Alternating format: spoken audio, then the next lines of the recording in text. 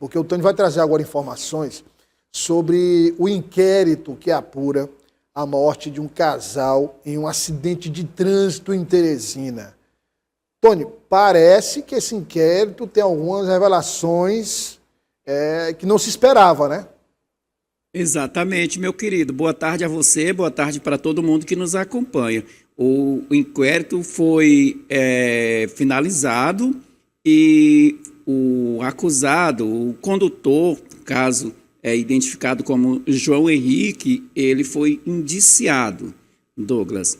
E o inquérito já encaminhado, foi denunciado, a denúncia já foi feita ao Ministério Público, em sendo aceito, certamente ele poderá ir à júri popular.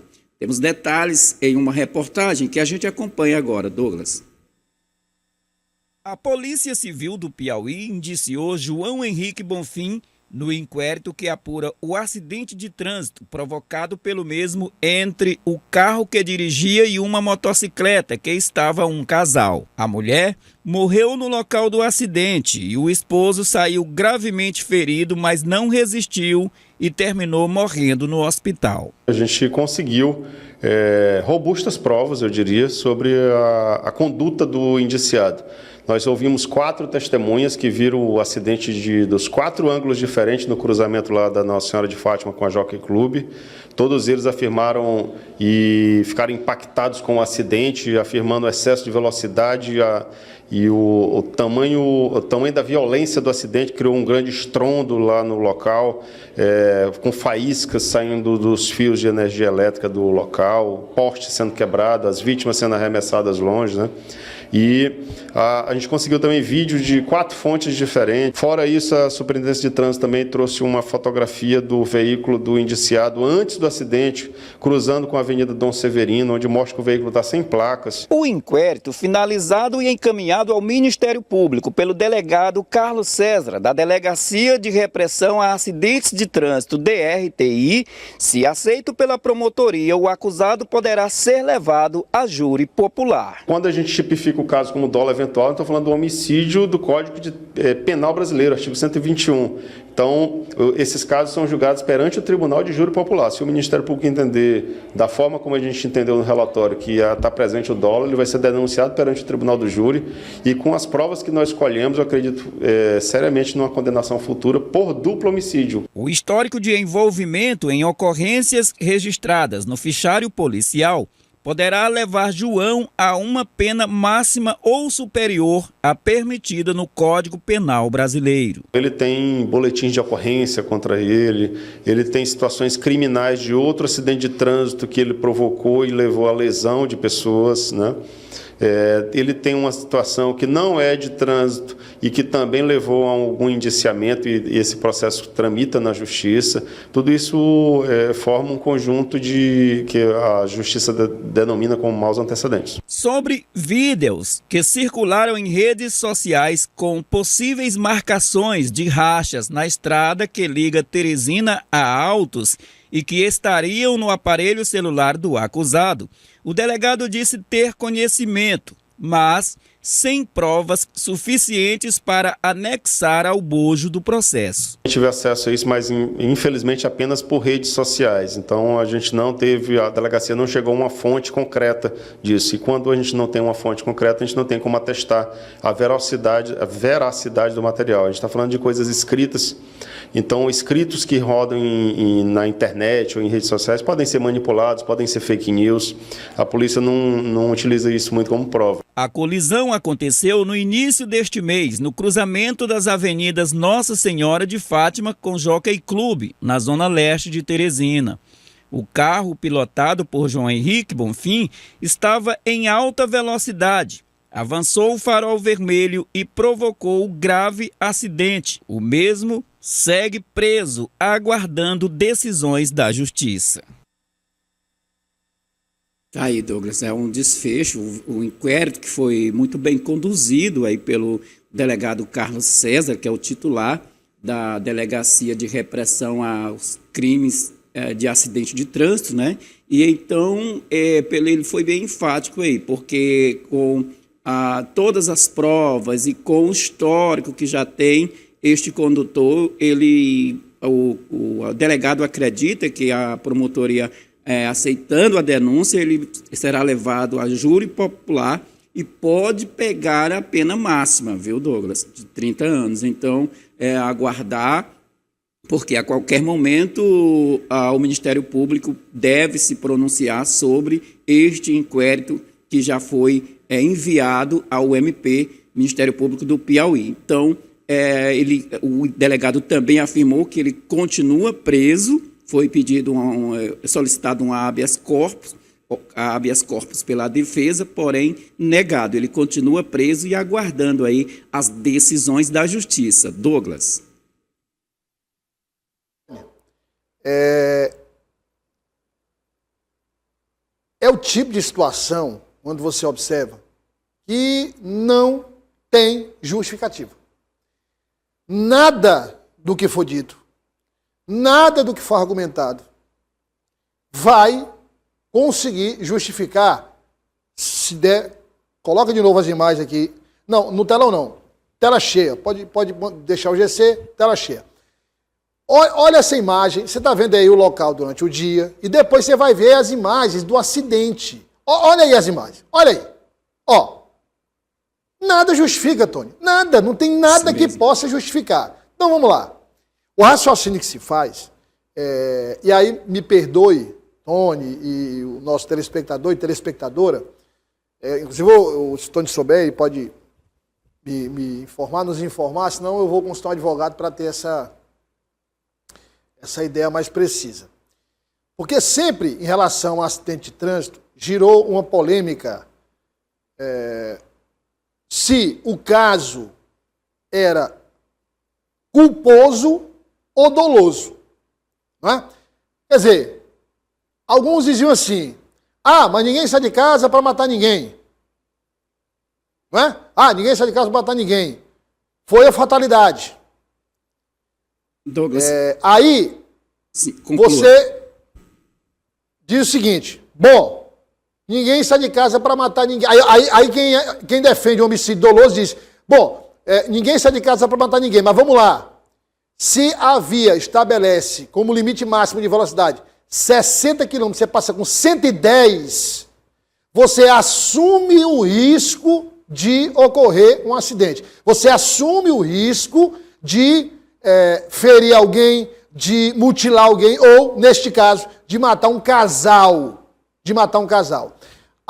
Ninguém sai de casa com carro para matar. Mas se você sai de casa, ingere bebida alcoólica e sabe que ao ingerir bebida alcoólica você perde o domínio dos seus movimentos, você fica, ou seja, o pleno domínio dos seus movimentos, das suas reações, isso tudo fica prejudicado, você assume o risco disso acontecer. E o Tony falou aí na participação dele que ele pode ir a júri popular. No júri popular, aí é o entendimento de que houve a intenção, né, Tony?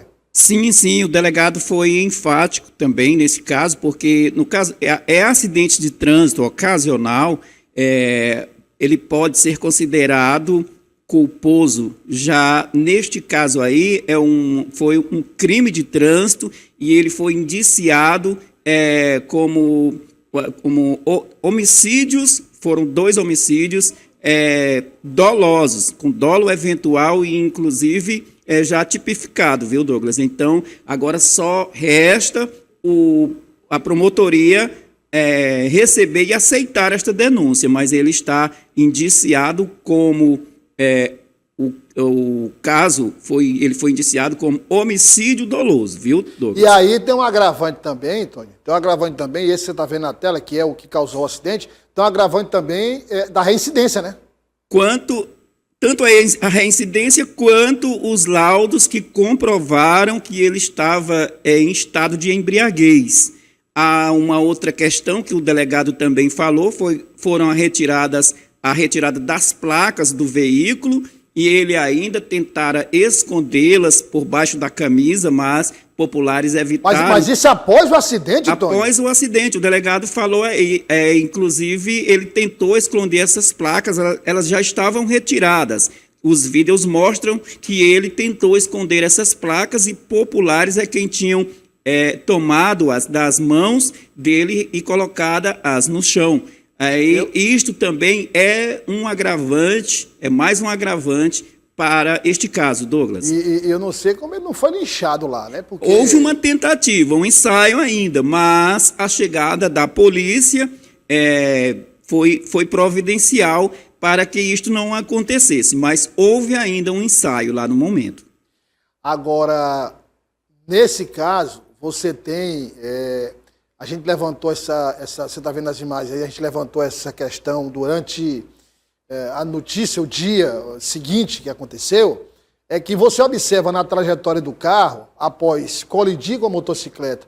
Quer dizer, primeiro, não foi uma colisão dupla, porque a motocicleta que vinha atrás estava mais devagar. É o primeiro ponto, né, Tony? Se pronunciou, era um motociclista por aplicativo, ele se pronunciou, ele disse que parou porque ele já, comumente ele para em cruzamentos. Mesmo sinal aberto. Isso, mesmo com o sinal aberto no decorrer da madrugada, por conta destas causas que são recorrentes na região de invasão de sinais vermelhos. Por esta razão, ele resolveu parar. Ele conta isso também para o delegado. Agora o casal também não vinha rápido, não. Ele vinha devagar. Normalmente. Há indícios, há relatos de pessoas, testemunhas oculares, que o casal estava parado na faixa, aguardando o sinal abrir devidamente.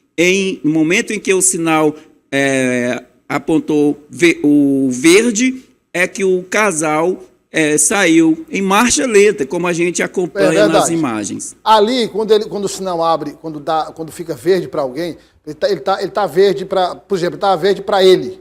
Isso. Quando o sinal vai para vermelho, me parece que tem ele passa pelo amarelo antes, Ele passa pelo amarelo, exatamente. Ele passa pelo Isso amarelo. é um alerta. É um Então alerta de que ele já vai mudar para a cor verde. E aí verde, vai para o amarelo, exatamente. como disse o Tony, um alerta para o motorista, diminui aí porque eu vou para o vermelho. Isso. Ele deve ter aproveitado, ele deve ter tentado aproveitar esse momento de transição. Acho que também nem viu se estava amarelo ou vermelho, não conseguia nem diferenciar cor nenhuma, e passou. Agora, para quem está com o sinal vermelho, ele não sai do vermelho para o amarelo e para o verde. Ele já sai do vermelho para o verde direto. Isso. Então, quando caiu para o verde direto, o casal foi começando a se deslocar. A lógica é que ele estivesse em segurança, né? E, por último, quando ele bate, o carro tomba e vai para o lado oposto da pista. Se tivesse um veículo ali, um ciclista ou um motociclista, eram mais vítimas. Poderia ser uma tragédia bem maior. O terceiro ponto, que é quando o carro vai bater na calçada, Tony. Sim. Se tivesse alguém passando lá também, era outro. Então, assim, por pouco a tragédia não foi muito maior. Sem dúvida, Douglas. Como o meu primo tá dizendo aqui, o horário, né? Por Se fosse mais cedo ali, de mau humor, 10 da noite, por exemplo, aí lá vai a confusão. Tony, vamos continuar acompanhando esse caso. Eu quero que você continue acompanhando. O Piauí quer que você continue acompanhando, para a gente ir até o final, porque realmente é um caso. Pode voltar para o estúdio, por favor. Foi um caso que realmente chocou e ainda choca. Douglas, vamos aproveitar este momento para dizer que a família do casal morto nesta tragédia está realizando campanha, inclusive, para construir um quarto para as crianças. Inclusive, tem um recém-nascido nessa história, que a família é uma família humilde e não tem estrutura para abrigar essas crianças. Está sendo feita uma campanha, infelizmente nós não temos aqui o Pix, mas a gente vai atrás. Mas vamos combinar o seguinte? Vamos combinar o seguinte? Você faz amanhã ou depois, você está autorizado, você faz uma reportagem com a família. Pronto. Você faz uma reportagem, mostra tudo, e na reportagem a gente divulga todos os dados para as pessoas colaborarem com a família. Tá certo.